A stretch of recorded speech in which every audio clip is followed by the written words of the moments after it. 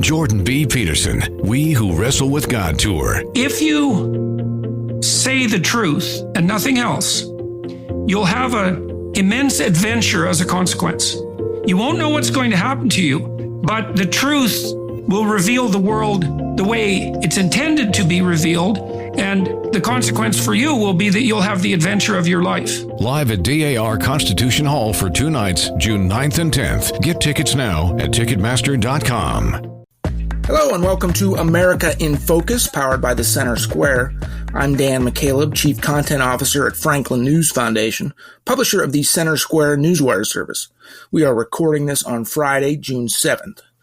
Former President Donald Trump held his first campaign rally last night, Thursday night, before a large crowd in the Arizona heat. His first since being convicted last week of 34 counts of falsifying business records to hide payments made to a former porn actress in exchange for her silence about an alleged affair that Trump denies ahead of the 2016 presidential election. Despite the conviction, Trump maintains significant leads over President Joe Biden in polling. Joining me to discuss that fallout from the convictions and its impact on the presidential race is Casey Harper, Washington, D.C. bureau chief for the Center Square. Casey, let's start with the impact on the upcoming rematch of the 2020 election. It doesn't seem early on, at least, that the jury's verdict is hurting Trump in any way. Yeah, I mean, this is anyone who tells you, Dan, that they know exactly what's going on here and how this is going to impact is really lying, because we are beyond uncharted, unprecedented territory for American politics. I mean, the idea of we've never had a president be convicted like this. We've never had that happen in such a divided political climate. I mean, on the heels of, riots around the country during BLM, and then, January 6th and everything that happened with that. And now a convicted presidential candidate. We're in uncharted territory. And so I think there is kind of a degree of humility of like, wow, what is even going on? But with that being said, I mean, I think there's a lot of conservative pundits who want to say that this is all only good for Trump and it's just going to rally the base. I think that this still has the potential to be devastating for the campaign if Trump ends up in jail. I think that's really the line, because I don't think conviction, Dan, is really the red line that's going to change things. The red line is, does Trump go to jail? Is Trump behind bars, not able to go on TV, not able to post online, not able to defend himself and get his message out there? If he ends up in jail, I think it really has the potential to be devastating. However, right now, the conviction has not been a fatal wound for him in the way maybe his opponents had hoped. As you pointed out, his rallies are big. I think it definitely will rally the base, as long as he's still able to go to these campaign rallies and say, they're trying to put me in jail. It's me against you. If I wasn't here, then you'd be next. That's his whole message. Trump's whole message is that I'm standing between you and the evil establishment, the deep state, all that. And so, in a way, getting convicted kind of proves his point, that there's his argument that there's a corruption targeted against the American people, and he's the only thing standing between the deep state and the American people. I mean, so I think some ways it helps his message. It puts a center of attention back on him, which is good for Trump. So as long as he can go out in these rallies, make that case, he's good. But if he ends up behind bars, I think it really does change the calculus. I mean, Dan, you remember our polling. We did a Center Square Voters Voice polling, and I believe, 84%, I think, of Trump supporters, I could be a little off here, but it was about 84% said that they would still support Trump if he were convicted.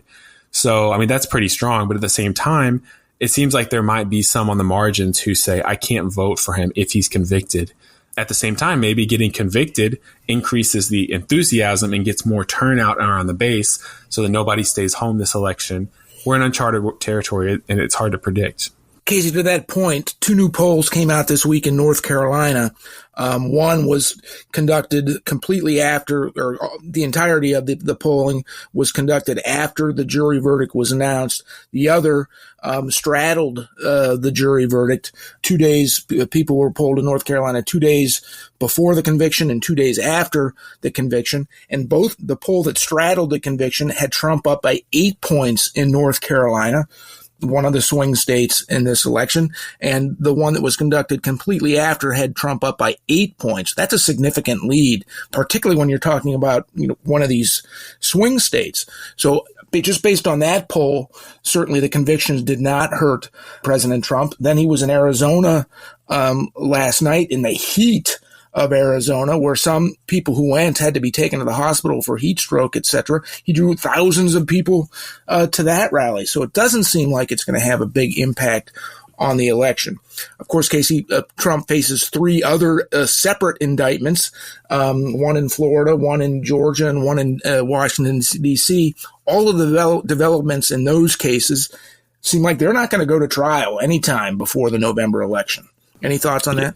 Yeah, I think that's right. I think those are getting drawn out beyond November. And so this is the main conviction to tangle with.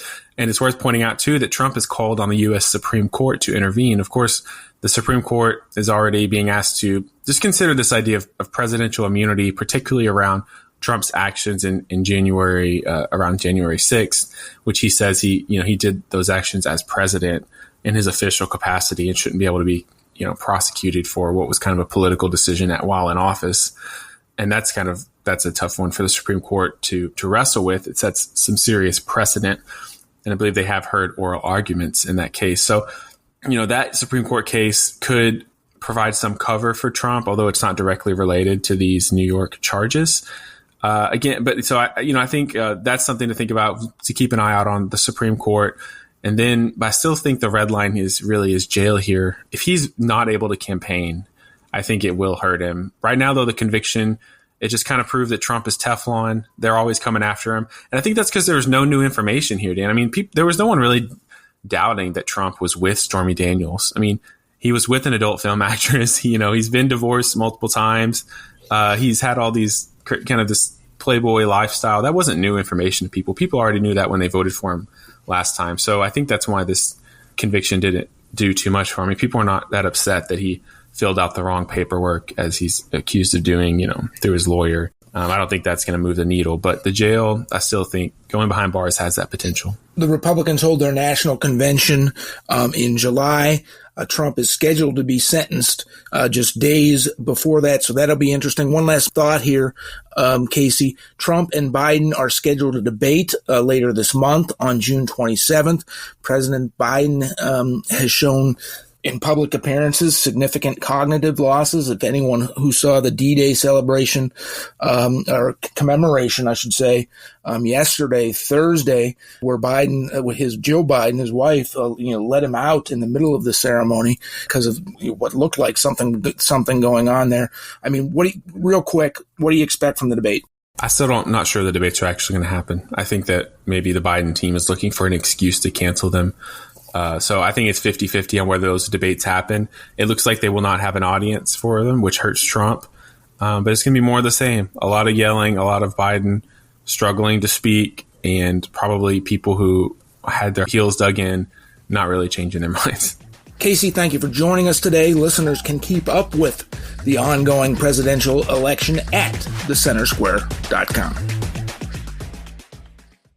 Jordan B. Peterson, We Who Wrestle with God Tour. If you say the truth and nothing else, you'll have an immense adventure as a consequence.